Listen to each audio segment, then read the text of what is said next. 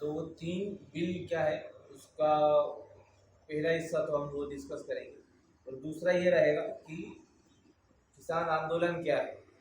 किसान आंदोलन के ऊपर भी अलग अलग तरीके से सवाल उठाए जा रहे हैं, उन्हें खालिस्तानी या पाकिस्तानी कह दिया जा रहा है, तो एंटी नेशनल कह दिया जा रहा है, और शाहीन पाकिस्तानियों का हाथ है इस तरह कह दिया जा रहा है।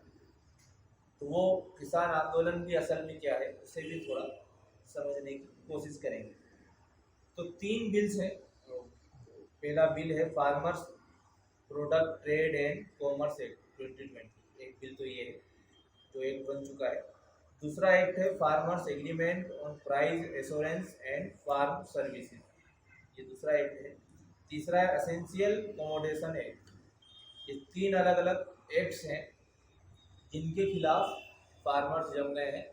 पहले तो उनकी ये डिमांड थी कि इसमें अमेंडमेंट करिए आप, हमारी ये कुछ डिमांड्स हैं, उन तीनों बिल्स में आप इन्हीं जगहों पर हमें तकलीफ है उसका अब आप अमेंडमेंट कर दीजिए।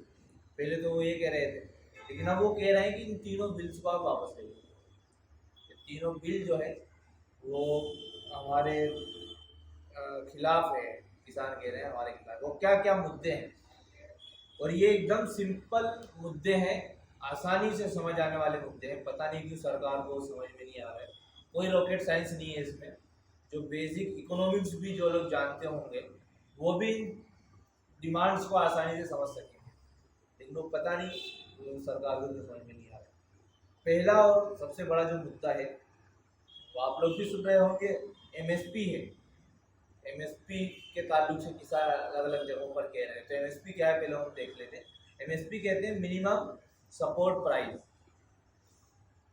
किसान ये कहता है कि मैं जो चीज़ें उगा रहा हूँ मंडी के लिए, मंडी में जो चीज़ें बिकेंगी जो मैं उगा रहा हूँ, तो जो चीज़ें मैं उगा रहा हूँ साल भर जो मैं चीज़ें उगाऊंगा उसकी सिक्योरिटी के लिए मुझे एश्योरेंस चाहिए कि उसका मुझे मिनिमम इतना प्राइस तो मिलेगा। ये है मिनिमम सपोर्ट प्राइस एमएसपी, जिसका जिक्र इस बिल में नहीं है। इन तीनों बिल में जिसके ताल्लुक से जिक्र नहीं है। गवर्नमेंट ये कह रही है कि तो इसका यानी एमएसपी एक्ट नहीं था कोई, ये तो एक वादा था, यानी ये तो हर गवर्नमेंट एक वादा करती है कि आपको ये मिलेगा। लेकिन एमएसपी ना होने की वजह से क्या नुकसान होते हैं किसान को, हम वो देखेंगे तो आपको ज़्यादा समझ में आएगा कि एमएसपी क्या है। अब देखिए, कोई भी जगह आप जॉब कर रहे हैं या आप कोई बिजनेस कर रहे हैं तो आपका एक सपोर्ट सिस्टम होता है ना। जिस तरह जॉब वगैरह कर रहे हैं तो इंक्रीमेंट्स का एक परसेंटेज होता है, कितनी परसेंटेज आपको इंक्रीमेंट हर साल मिलेगा, तो वो आपका एक सपोर्ट सिस्टम होता है। तो उसी तरह एमएसपी जो है वो किसानों के लिए सपोर्ट सिस्टम होता है। एमएसपी इतना मिनिमम प्राइस तो मुझे मिलेगा। अगर वो बाजार में वो प्राइस गिर जाएगी तो सरकार जो है वो प्राइस तय करेगी, वो प्राइस मुझे मिनिमम मिलेगा। उसके फायदे ये होंगे कि अगर कोई बड़ा कॉरपोरेट भी डायरेक्ट इन्वॉल्व होकर किसी किसान से कोई चीज़ खरीद रहा है तो वो अपने कॉन्ट्रैक्ट में भी छेड़छाड़ नहीं कर सकेगा और वो उस प्राइस को घटा नहीं सकेगा अगर एमएसपी फिक्स होगा तो। लेकिन जब एमएसपी ही नहीं होगा तो वो अपनी मनमानी के साथ क्या करेगा, कभी प्राइस कम करेगा कभी प्राइस ज़्यादा करेगा। उसका बड़ा नुकसान जो होगा वो छोटे किसानों को होगा। ठीक है, इस और एमएसपी आगे की चीज़ें देखेंगे तो और एमएसपी को हम आसानी से समझ सकेंगे। एक दूसरा मुद्दा है सरकारी मंडी, एपीएमसी मार्केट्स। एपीएमसी मार्केट जो है वो सरकारी मंडी जिसे कहते हैं, वो ये है, गवर्नमेंट ये कह रही है कि हम सरकारी मंडियां खत्म नहीं कर रहे हैं, बल्कि किसानों के लिए रास्ते खोल रहे हैं कि वो कहीं पर भी जाकर अपना सामान बेच सकते हैं, कहीं पर भी जाकर किसी के भी साथ कॉन्ट्रैक्ट करके अपना सामान बेच सकते हैं, दूसरे राज्य में जाकर सामान बेच सकते हैं। वो ये कह रहे हैं कि आप राजस्थान जा सकते हैं, आप एमपी जा सकते हैं, गवर्नमेंट ये करेगी। लेकिन फार्मर्स ये कह रहे हैं कि सरकारी जो मंडियां हैं, सरकारी मंडी जो है वो हमें एक सिक्योरिटी देती है। वो सिक्योरिटी क्या है, सबसे पहली सिक्योरिटी ये है कि उनको प्राइस की सिक्योरिटी मिलती है कि ये जो मैं जो मेहनत कर रहा हूँ उसमें मुझे मेरी लागत तो इतनी है और उस पर मुझे इतनी चीज़ें फ़ायदे के तौर पर मिल जाएगी। लेकिन जब सरकारी मंडी खत्म होगी, गवर्नमेंट तो कह रही नहीं खत्म होगी, लेकिन ये सरकारी मंडियां कैसे खत्म होगी ये हमें समझने की चीज़ है। वो इस तरह खत्म होगी कि आप देखिए कि जब प्राइवेटाइजेशन होता है या कॉरपोरेट्स आते हैं तो किस तरीके से आते हैं। जब वो आते हैं तो वो क्या करते हैं, उसके लिए एक रास्ता खुला हुआ है कि जो सरकारी मंडियों में जो आप ट्रांजेक्शन्स करेंगे, जो चीज़ों का जिन चीज़ों को खरीदेंगे या जिन चीज़ों को बेचेंगे, उस पर आपको टैक्स देना है। ठीक है, उस पर आपको टैक्स देना है। लेकिन जो डायरेक्ट जो बाहर जो चीज़ें खरीदेंगे या बेचेंगे उस पर आपका टैक्स नहीं होगा। तो ये प्राइवेट कंपनियां क्या करेंगी, वो तो मंडियों का हिस्सा नहीं है। प्राइवेट कंपनियां वो तो क्या है, मंडियों के बाहर है। तो वो क्या करेंगी, वो 2-3 साल तक क्या करेंगी, ज़्यादा भाव देकर सामानों को खरीदेंगी क्योंकि उनको टैक्स नहीं भरना हो रहा है। जब ज़्यादा सामान देकर 2-3 साल तक क्या करेंगी, सामानों को खरीदेंगी। जब 3-4 साल ये तमाम चीज़ें चलने लगेंगी तो क्या होगा, आपको आप लोगों को इस चीज़ की आदत पड़ेगी और सरकारी मंडियाँ खत्म होना शुरू हो जाएंगी। ये हर चीज़ में होता है। आप देख सकते हैं कोई भी प्रोडक्ट लाना हो, जिस तरह जियो आया था, उसने क्या किया, पूरी प्राइस कंट्रोल किया। उसने पूरी मार्केट की प्राइस कंट्रोल करने का काम किया। उसने किस तरीके से किया, फ्री में दिया, कम उसमें दिया। फिर क्या हुआ, उसने पूरी मार्केट का प्राइस को क्या कर लिया, कंट्रोल कर लिया। तो जब कंट्रोल कुछ लोगों के हाथ में आ जाएगा तो क्या होगा, नीचे जो छोटे लेवल के लोग हैं, जो गरीब तबका है या जो मजदूर तबका है, जो किसान तबका है, उसे नुकसान होना ही है। अभी मंडियों में क्या हो रहा है कि मंडियों में किसानों की भागीदारी हो रही है, उनकी यूनियंस होती हैं, उनमें उनके कमीशन देने वाले कुछ लोग होते हैं जिनको इन लोग बिचौलिया कह रहे हैं। कह रहे हैं कि हम, सरकार कह रही है कि हम बिचौलियों को ख़त्म करके किसान का डायरेक्ट कांटेक्ट हम व्यापारी से करा रहे हैं। सरकार ये कह रही है, लेकिन वो किसान ये कह रहे हैं कि हमारे पास बिचौलिए होने चाहिए। क्यों होने चाहिए, इसलिए होने चाहिए कि जब हमें पैसों की ज़रूरत होती है तो व्यापारी हमारे सामने होते नहीं है, हमारे पास तो बिचौलिया होता है। कभी मेरी फसल लगी हुई है, मुझे पता है कि मुझे 50,000 इसका दाम मिलने वाला है, मुझे आज पैसों की ज़रूरत है तो मैं उससे मांग सकता हूँ, उससे पैसे ले लेता हूँ अभी, क्योंकि वो मेरे साथ है, मेरे पास है। लेकिन अभी मैं कोई व्यापारी राजस्थान में है, कोई मध्य प्रदेश में है, तो मैं उसके साथ कांटेक्ट कैसे करूँगा, वो मेरे साथ खड़ा तो रह नहीं सकता। मेरे साथ खड़े रहने का काम तो वो कर रहा है जिसको ये बिचौलिया कह रहे हैं, जिसे हटाना चाह रहे हैं। और दूसरी बात कि किसान अपना सामान लेकर, आप सोचिए, अब वो कह रहे हैं कि आप बाहर जाके बेच सकते हैं। अब किसी ने किसी चीज़ की फसल उगाई है, वो फसल को काटेगा, है ना, उसको निकालेगा, फिर वो दूसरे राज्य जाएगा बेचने। तो क्या वो इतनी चीज अकोमोडेट कर सकते हैं किसान? क्या छोटे किसान इतना आने जाने का खर्च वगैरह उठा सकते हैं? क्या वो टैक्सेस वगैरह उतना भर सकते हैं? ये पॉसिबल ही नहीं। तो आसान तरीका ये है कि किसान जिस जगहों पर हैं, जिस शहर में है, तो हर शहर में एपीएमसी हो, छोटी छोटी मंडियां हो, जिन मंडियों में एमएसपी तय हो उनके लिए, और उस एमएसपी के हिसाब से उन्हें उसका प्राइस मिले। तो उससे होगा क्या, एक छोटी सी मिसाल लीजिए कि आम वगैरह कितने महंगे बिकते हैं, महंगे बिकते हैं ना, लेकिन उस आम को उगाने वाला किसान क्यों अभी भी गरीब है? यूपी वगैरह पे आप देखिए किसानों की हालत क्या है, इतनी हालत खराब है कि वो हर रोज कोई ना कोई आत्महत्या कर लेता है। अब छोटे किसान है वो जिसकी फसल वो उगा रहे हैं, वो क्यों, उनकी वो प्राइस नहीं मिल रही है? क्यों? क्योंकि वो मंडियां खत्म हो चुकी। अब डायरेक्ट प्राइवेट कंपनीज को वो बेचते हैं या बड़े व्यापारियों को वो बेचते हैं, वो अपने हिसाब से प्राइस कंट्रोल करते हैं, उन्हें पे करते हैं, फिर अपने हिसाब से उसको जमा करते हैं, उसकी जमाखोरी करते हैं, और फिर अपने हिसाब से प्राइस कंट्रोल करके वक्त पे उसे बेचते हैं। ठीक है, वो ये इस वजह से होता है। तो सरकारी मंडियां खत्म होने का एक बड़ा नुकसान तो ये होगा। तो दो चीजें हमें देखी। अब तीसरी चीज है जिसके ताल्लुक से किसान कह रहे हैं, वो है फार्म डिस्प्यूट। फार्मर्स के बीच में जो डिस्प्यूट होगा, फार्मर्स के साथ जो डिस्प्यूट होगा, उसके ताल्लुक से ये है कि वो कोर्ट में नहीं जा सकते, वो एसडीएम जाएंगे या वो डीसी के पास जाएंगे, डिस्ट्रिक्ट कलेक्टर के पास, एसडीएम वगैरह जो होते हैं उनके पास वो डिस्प्यूट जाएगा और वो फैसला सुनाएंगे। वो डायरेक्ट कहाँ नहीं जा सकते, कोर्ट में नहीं जा सकते। तो किसानों की मांग ये है कि ये क्या होना चाहिए, कोर्ट में जाने का रास्ता होना चाहिए। तो क्यों होना चाहिए? फार्मर्स का डिस्प्यूट कैसे होता है? मिसाल के तौर पर एक कंपनी के साथ एक किसान का कॉन्ट्रैक्ट हुआ। अब कॉन्ट्रैक्ट होने के बाद कंपनी ने मना कर दिया कि हमें खरीदना ही नहीं है, तो ये डिस्प्यूट हुआ। जब वो कह दे कि भाई ये क्वालिटी आपने खराब रखी है, आप इस क्वालिटी पे आप ये माल हम खरीद नहीं सकते, आपको प्राइस कम करनी पड़ेगी, तो किसान क्या करेगा? कोर्ट नहीं जा सकता वो। किसान कहाँ जाएगा? एसडीएम के पास। लेज वगैरह की जो कंपनी आती है ना, कोको कोला वगैरह की जो लेज वगैरह जो बनाती है, चिप्स, है ना, उसका एक केस में देख रहा था अभी कुछ दिन पहले, वो कहाँ का था मेरे जहन से निकल गया। तो उसने ये किया कि उसने कॉन्ट्रैक्ट किया किसानों के साथ उस जगह के, और कहा कि आप हमारे लिए ये फसल उगाइए, आलू और मिर्च वगैरह फसल उगाइए।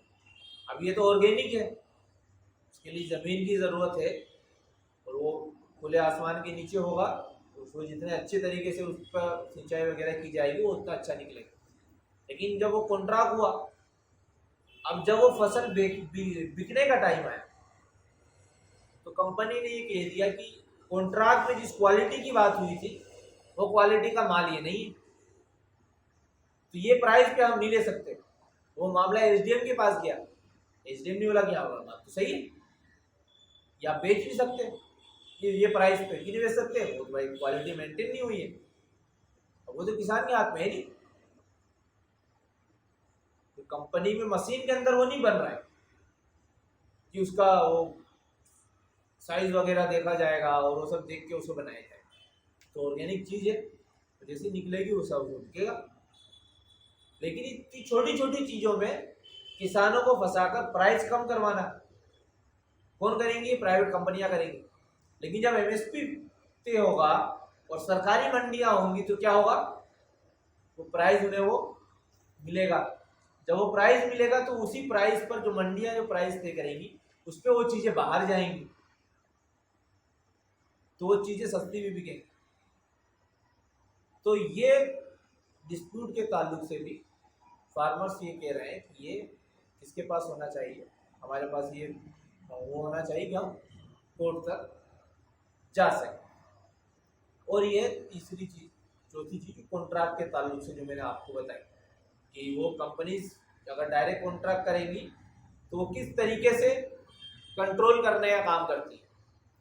जमाखोरी देखिए आप, अब तक इस बिल में से जमाखोरी का जिक्र निकाल दिया गया, यानी अब कोई भी चीज़ों की जमाखोरी कर सकता है। चीज़ों की जमाखोरी कौन लोग कर सकते हैं? जिनके पास पैसे ज़्यादा हैं, जो बड़ी मूड़ी के लोग हैं। कि कौन लोग हैं हमारे वहाँ? वही अदानी, अंबानी, बिरला। वो क्या करेंगे? बड़ी बड़ी फैक्ट्रीज लगाएंगे और वहाँ पर उसे स्टोर करेंगे, अपने बड़े बड़े स्टोरेज बनाएंगे और चीज़ों को वहाँ पर वो स्टोर करेंगे, और जब उसके बाद वो उस चीज़ की प्राइस को वो कंट्रोल करेंगे। बेसिक इकोनॉमी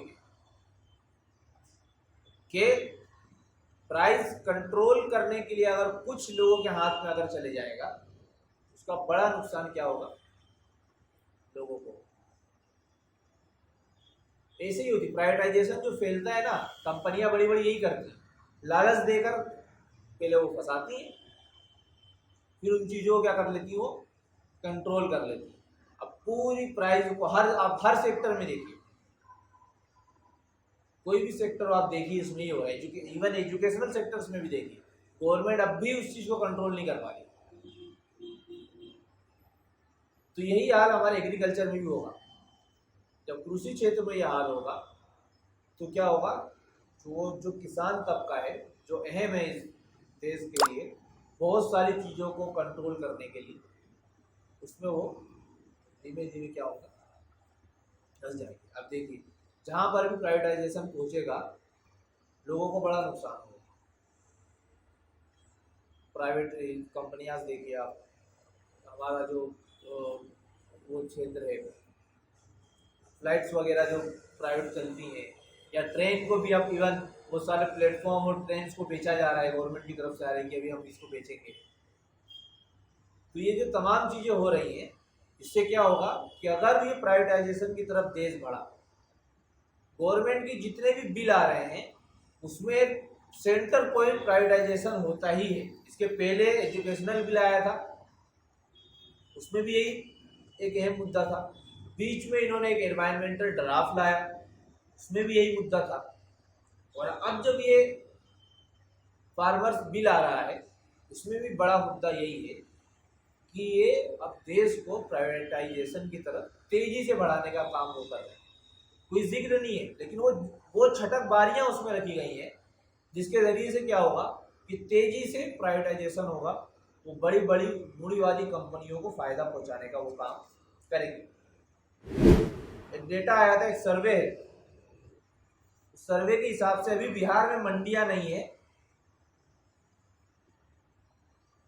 तो वहां पर मार्केट में 72% प्राइवेट ट्रेडर्स है। प्राइवेट ट्रेडर्स की तादाद 72%।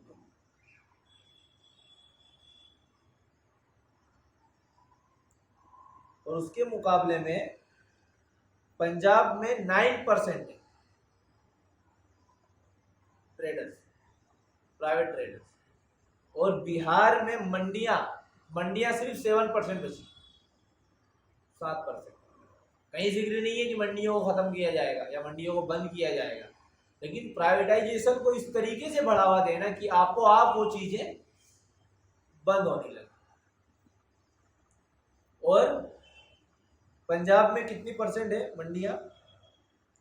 47% अभी मंडियां। और आप देखिए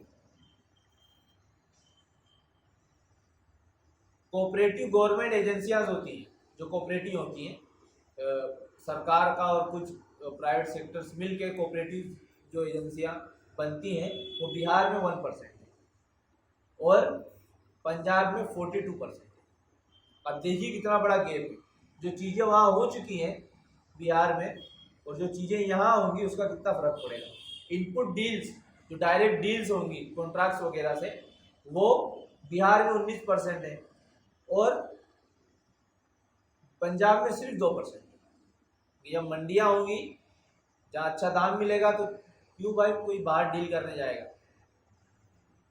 तो ये हालत होगी कि अगर ये आया तो बिहार, पंजाब और हरियाणा वालों को लग रहा है कि अगर ये चीज़ें नहीं रोकी गई तो हमारा भी वही हाल होगा जो बिहार और यूपी वालों का।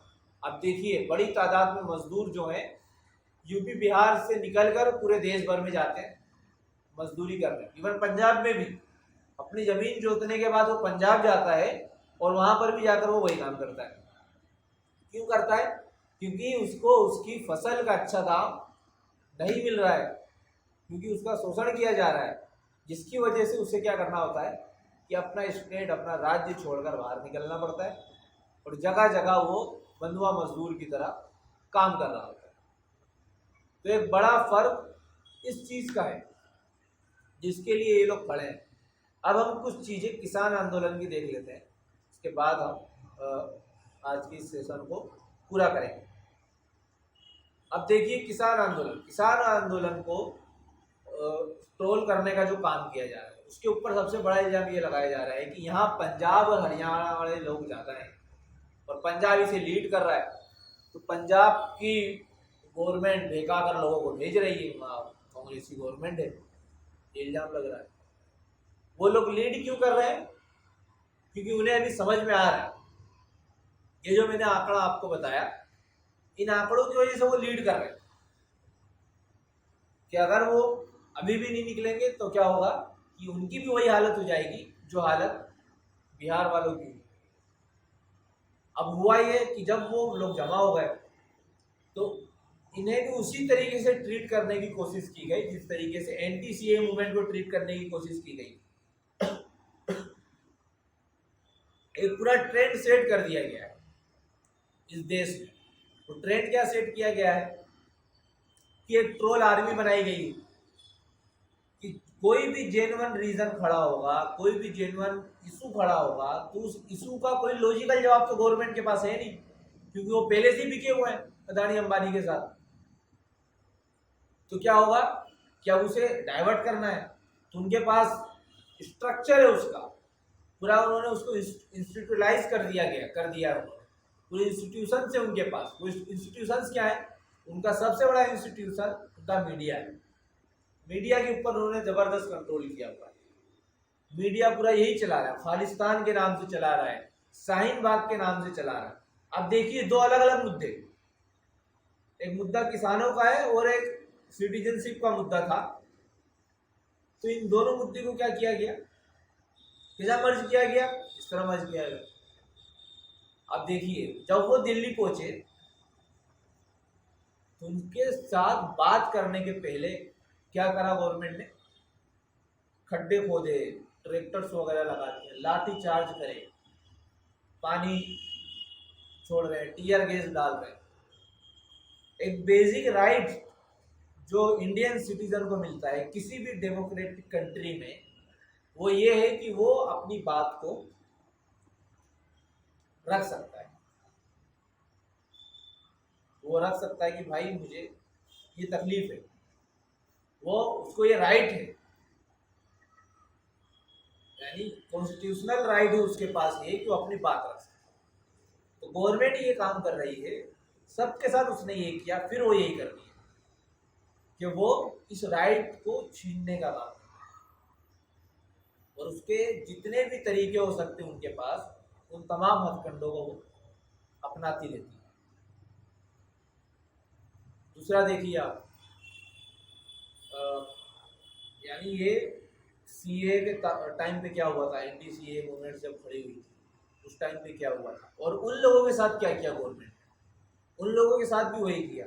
वो जो छात्र थे, वो जो लोग खड़े थे वहाँ, उन लोगों पर अलग अलग सिटीजन के चार्जेस लगाए और उन्हें उठाकर जेल में डाल दिया गया। अभी भी वो लोग जेल में, क्यों जेल में, क्योंकि उन्होंने कहा कि भाई ये जो आप कानून बनाए हो ये कानून गलत है। सिर्फ इतना कहना है उनका कि ये जो आपने कानून बनाया है, ये कानून से हमें इख्तिलाफ है, ये कानून गलत है। तो यही काम वो किसानों के साथ भी करना चाहते हैं।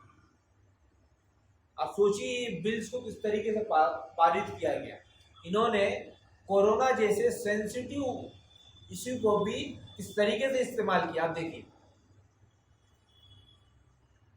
तरीका क्या है किसी को भी बिल को पारित करने का, कि दो सदन है हमारे पास, एक लोकसभा है, एक राज्यसभा है। फिर लोकसभा में डिस्कशन होगा, उसके बाद उसकी अपर बॉडी राज्यसभा है, राज्यसभा में डिस्कशन होगा, उसके बाद वो प्रेसिडेंट के पास जाएगा, अगर वो उस पर सिग्नेचर कर देते तो पास होगा, फिर वो एक शक्ल में बनेगा।